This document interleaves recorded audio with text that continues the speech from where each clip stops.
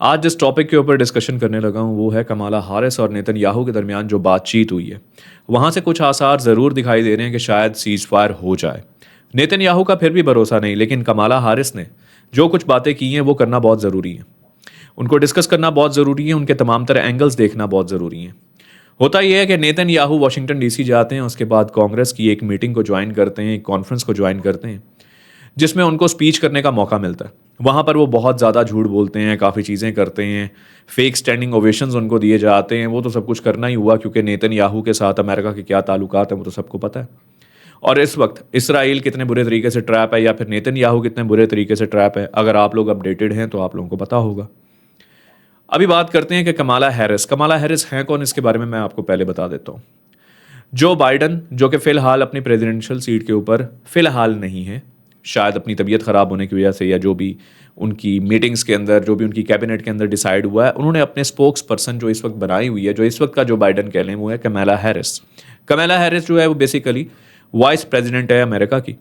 اور اب کوئی بھی اس قسم کا معاملہ ہوتا ہے تو وہ فرنٹ پر آ کر ڈسکشنز وغیرہ یا پھر باقی تمام تر چیزیں پالیسی سے ریلیونٹ اس وقت ٹیک کیئر کر رہی ہوں تمام تر چیزوں کی. تو بہرحال نیتن یاہو جب اپنی اسپیچ کمپلیٹ کرتا ہے اور اس کے بعد اس کی میٹنگ ہوتی ہے کمالا ہیرس کے ساتھ. کمالا ہیرس کے ساتھ جو میٹنگ ہوتی ہے according to the Kamala Harris, جو اس نے آ کر پریس کانفرنس میں کہا ہے، وہ پریس کانفرنس کرتی ہے اور پریس کانفرنس کے اندر ان تمام تر چیزوں کا ذکر کرتی ہے کہ جو بائیڈن کی طرف سے جو سارے پیغامات تھے اور جو چیزیں تھیں جو مجھے ڈسکس کرنی تھی وہ میں نے نیتن یاہو سے کی ہیں اور وہ غزہ سے ریلیونٹ ہے. اس سے پہلے کمالا ہیرس اپنی ایک پوری کی پوری ایک کنسٹرکٹیو ڈسکشن کرنے کے لیے، ایک اپنا بیان دینے کے لیے اپنا ایک اینگل ضرور بتاتی ہے. وہ کہتی ہے کہ میں جب جوان تھی تو اسرائیل کی اسٹیٹ کے لیے میں فنڈنگ اکٹھا کیا کرتی تھی، اور فنڈ اکٹھا کرتی تھی میں کس لیے کہ وہاں پر درخت لگائے جائیں. اور یہ ہمیشہ سے میری کمیٹڈ ایک سینس رہی ہے اور کمٹمنٹ رہی ہے کہ اسرائیل کو جو ہے وہ ایک اسٹیٹ ہونا چاہیے، اور میں اس کی ہمیشہ سے سپورٹر رہی ہوں اور ابھی بھی سپورٹ کرتی ہوں. اس کے بعد وہ کہتی ہے کہ میں یہ سمجھتی ہوں کہ اسرائیل جو ہے اس کو پورے کا پورا رائٹ ہے ٹو ڈیفینڈ اٹ سیلف. آپ نے یہ جملہ بہت دفعہ سنا ہوگا کہ Israel has a right to defend itself. وہ کہتی ہے کہ اسرائیل کو پورے کا پورا رائٹ ہے کہ وہ اپنے آپ کو ڈیفینڈ کرے. کس سے؟ ایران سے، اور ایران کے جو چھوٹے چھوٹے گروپس بنے ہوئے ہیں جس کو حماس اور حزب اللہ کہا جاتا ہے، ان سے. پوری ڈسکشن کرتے ہوئے وہ پہلے ایک دفعہ 7 اکتوبر کے تمام تر زاویے کو کھینچتی ہے.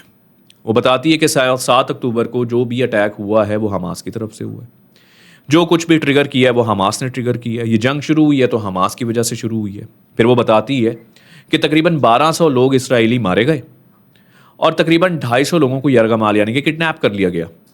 اس کے بعد وہ کہتی ہے کہ بہت سی خواتین کے ساتھ وہاں پر سیکشول وائلنس کیا گیا. سیکشن وائلنس کا مطلب آتا ہے کہ ریپ کیا گیا، ان کے ساتھ عجیب و غریب حرکتیں کی گئیں، بچوں کے سر کاٹے گئے جس میں سے کسی کی بھی ویڈیو آج تک ہمیں ملی نہیں ہے.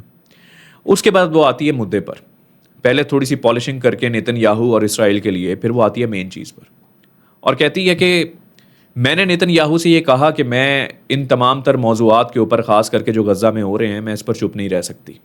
لیکن اس میں ایک اور دوگلاپن جو کمالا ہیرس وہاں پر دکھاتی ہے وہ یہ کہ ان تمام تر فگرز کو ڈسکس کرنے کے بعد جب غزہ کی باری آتی ہے اور غزہ کو ڈسکس کرنے لگتی ہے تو غزہ کے بارے میں کہتی ہے کہ یہ جو کچھ بھی حماس نے کیا اور اکتوبر کے بعد وہ جو پوری کی پوری جنگ جاری ہے، اس کی وجہ سے غزہ کے اندر بہت سے معصوم لوگوں کی شہادتیں ہو رہی ہیں. پہلے سارے فگرز بتائے اسرائیل کے کہ کہاں پر کیا کتنے لوگ مارے گئے، کتنے کڈنیپ ہوئے، سیکشل وائلنس ہوا، لیکن یہاں پر 90,000 جو کہ رجسٹرڈ لوگ ہیں جو کہ غزہ کی طرف سے مارے گئے، شہید ہو گئے. 90,000 کا فگر نہیں بولا کہ کہیں ایسا نہ ہو کہ میرے یہ فگر بولنے کی وجہ سے، کیونکہ یہ ایک سینس ڈیولپ ہوتی ہے لوگوں کے اندر کہ آپ نے ایک جگہ کے فگر بتا کر اس کیس کو بہت زیادہ ہائی لائٹ کر دیا، آپ دوسرے فگرز بتاؤ تو وہ کیس پھر چھوٹا ہو جاتا ہے کہ یار یہاں 90,000 لوگ شہید ہوئے ہیں اور آپ بات کر رہے ہو 1200-1400 کی اور اب تک رو رہے ہو ان کو.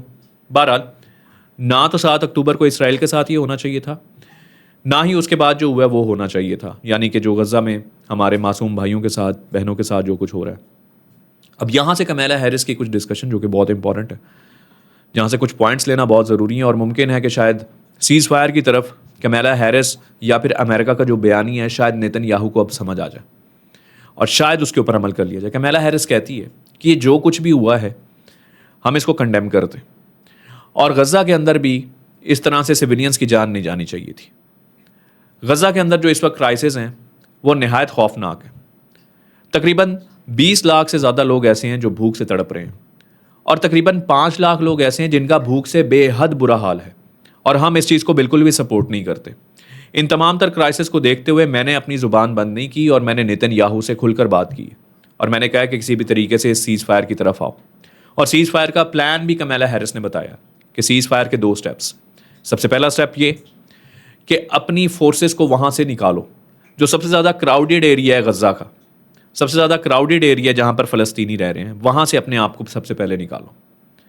سیز فائر ہو تو مکمل ہو، اور اس کے بعد جو سیکنڈ سٹیپ ہے جہاں پر چھوٹے چھوٹے ابھی تمہارے دستے ہیں، پھر اس کے بعد وہاں سے اپنے آپ کو نکالو، اور اس طریقے سے غزہ اور اسرائیل کی جنگ کو مکمل طور پر بند ہو جانا چاہیے۔ غزہ اور اسرائیل کی جنگ بہت سے ممالک اور بہت سے لوگوں کے لیے پریشان کن ہے۔ اس کے لیے میں آپ کے لیے ایک اور ویڈیو بناؤں گا اور اس میں سمجھاؤں گا کہ پوری کی پوری وار دراصل جو چل رہی ہے وہ چل کس لیے رہی ہے، اور اس وقت وار کا رخ ہے کیا۔ ان شارٹ آپ کو صرف ایک بات بتا دیتا ہوں کہ پوری دنیا، حماس، حزب اللہ، ایران، ہر کوئی صرف ایک ہی چیز چاہ رہا ہے کہ سیز فائر نہ ہو، اور ان کا فی الحال کوئی اور موٹیو اور کوئی اور جتنی بھی چیزیں ہیں وہ تو خیر ایک علیحدہ موضوع ہے، لیکن سب سے مین موضوع یہ ہے کہ سیز فائر نہ ہو۔ اسی میں امریکہ بھی شامل ہے۔ اور پھر وہ یہ کہتے ہیں کہ جب آپ لوگوں کے گروپس وہاں سے باہر نکل جائیں گے اور وہاں پر مکمل طور پر سیز فائر ہو جائے گا، تو اس کے بعد جو سب سے زیادہ امپورٹنٹ چیز ہے وہ ہے 2 اسٹیٹ سولوشن۔ ہمیں 2 اسٹیٹ سولوشن کی طرف جانا ہے تاکہ اسرائیل بھی ہمیشہ کے لیے سیکیور ہو جائے اور فلسطینیوں کو بھی ان کے مکمل رائٹس مل جائیں۔ میں اس پر خاموش نہیں رہ سکتی تھی کہ نیتن یاہو آیا ہے اور میں اس کے ساتھ کچھ بھی ڈسکشن اس قسم کی مت کروں، لہٰذا میں نے اپنا رول پلے کرنے کی کوشش کی ہے، اور میں یہ امید کرتی ہوں کہ یہ کنسٹرکٹیو ڈسکشن اچھے آئیڈیاز اور اچھی امپلیمنٹیشن کی طرف آگے بڑھے گی، جس کی وجہ سے دنیا میں یہ سارے کے سارے تبصرے اس وقت شامل ہیں۔ اس ویڈیو کے اندر فی الحال صرف آپ کو یہ بتانا تھا کہ امریکہ کا سٹینس بھی یہی ہے کہ کسی طریقے سے سیز فائر کر لیا جائے۔ کمیلا ہیرس اسی کی ڈسکشن کر رہی ہے۔ اس کے ساتھ ایک اور بہت انٹرسٹنگ پرسنالٹی ہے جن کا نام رشیدہ طلیب ہے، اور جب کانگریس کے حوالے سے نیتن یاہو وہاں پر تقریر کر رہا تھا جو کہ تقریباً 90% جھوٹ پر مبنی تھی، اور وہاں پر لوگ اس کو اسٹینڈنگ اوویشن دے رہے تھے، اس پہ میں پوری ویڈیو بناؤں گا کہ اس نے اسپیچ میں کیا کچھ بولا اور کیا ہوا کیا نہیں۔ وہاں پر یہ خاتون جن کا نام رشیدہ طلیب ہے، اور یہ فلسطینی امریکن ہے جو کہ وہاں پر موجود تھیں، اور خاموشی سے انہوں نے ایک بینر اٹھایا ہوا تھا جس پر لکھا ہوا تھا وار کرمنل، اور جس پر لکھا ہوا تھا you are guilty for the genocide in Gaza. تو بہرحال یہ وہ تمام تر چیزیں ہیں جن کو ہم اپنی آنے والی ویڈیوز کے اندر ڈسکس کریں گے۔ So if you want to stay connected then please subscribe the channel. For giving me the confidence you can like my video, comment on that. بہت جلد نیکسٹ ویڈیو میں ملاقات ہوتی ہے۔ گڈ بائے، السلام علیکم۔